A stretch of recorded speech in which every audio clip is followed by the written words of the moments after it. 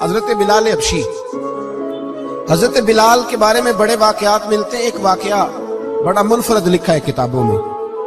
حضرت بلال سے لوگوں نے کہا آپ نبی پاک سے متاثر کیسے ہوئے؟ تو جناب بلال کہنے لگے میں زیادہ لوگوں کو، مکے کے لوگوں کو جانتا ہی نہیں تھا، چونکہ میری ڈیوٹی تھی گھر میں کام کرنے کی، اور مجھے سخت سزا ملتی تھی امیہ بن خلف کی طرف سے۔ بلکہ تحقیق یہ ہے کہ یہ عبداللہ بن جدعان کے غلام تھے۔ امیہ بن خلف نے تو جب انہوں نے کلمہ پڑھا تو پھر خریدا۔ عبداللہ بن جدعان کہنے لگا میں فارغ نہیں، آپ لے لیں، آپ اس کو سزائیں دیں۔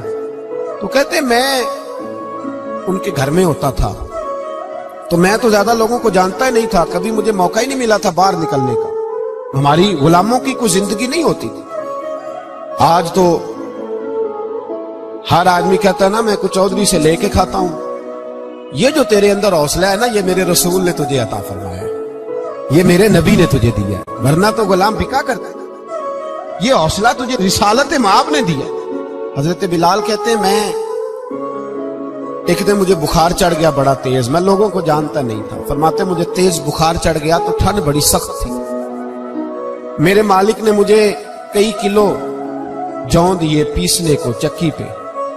کہتے میں بیمار تھا تو میں نے کچھ دوائی لی جو اس وقت موجود ہوتی تھی، تو میں نے ایک لحاف لیا، دودھ پیا تو مجھے نیند آ گئی۔ جب میں سویا تو میرا مالک آ گیا، اس نے آ کر کے مجھے سوئے ہوئے دیکھا تو کھینچ کر کمبل اتارا، رضائی اتاری، لحاف اتارا، کہنے لگا اب تیری سزا یہ ہے کہ تو کھلے میدان میں بیٹھے گا، وہاں چکی پیسے گا، اور دوسری سزا یہ ہے کہ تجھے قمیض پہننے کی بھی اجازت نہیں۔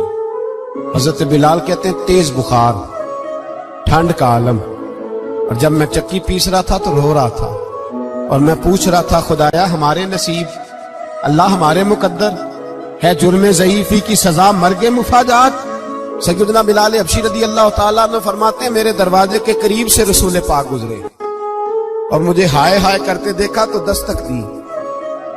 میں نے کہا کون ہے؟ دروازہ کھلے، آ جاؤ۔ محبوب اندر آئے تو پوچھنے لگے کیوں رو رہے ہو؟ میں نے کہا جاؤ اپنا کام کرو، یہاں دکھ سارے پوچھتے ہیں مداوا کوئی نہیں کرتا، یہاں تقریریں سارے کرتے ہیں، حقوق غریباں پر بات سارے کرتے ہیں، مداوا کوئی نہیں کرتا، جاؤ اپنا کام کرو۔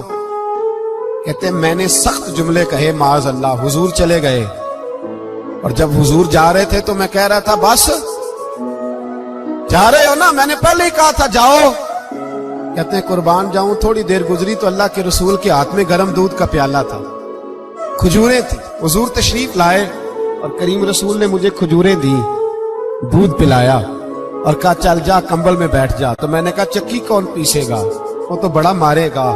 کہتے ہیں لوگو اس نبی کا میلاد اور معراج بھول نہ جانا، اس رسول پاک کی محبتوں میں کمی نہ آنے دینا، اس محبوب کا نعرہ ساری دنیا میں لگا دینا۔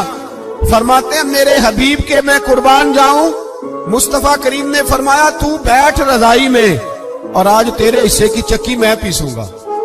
کہتے ہیں ساری رات حضور چکی پیستے رہے، ساری رات۔ سویرے میں اٹھا اور میرے حبیب پاک نے مجھے وہ سارا کچھ دیا اور خود چلے گئے۔ اگلی رات پھر آئی تو حضور پھر آ گئے، مجھے پھر رضائی میں لٹایا، دودھ پلایا اور ساری رات چکی پیسی۔ کہتے ہیں بس تیسرے دن حضور چکی پیس کے جانے لگے تو میں نے قدم تھام لیے، میں نے کہا حبیبہ دنیا ساری جھوٹ بولتی ہے، زمانہ سارا غلط کہتا ہے، جو غلاموں کے حصے کا کام کرے وہ اللہ کا سچا رسول ہوا کرتا ہے۔ یار کو ہم نے جا بجا دیکھا، یار کو ہم نے جا بجا دیکھا، کبھی ظاہر کبھی چھپا دیکھا، کبھی ظاہر کبھی چھپا دیکھا، یار کو ہم نے جا بجا دیکھا، یار کو ہم نے جا بجا دیکھا۔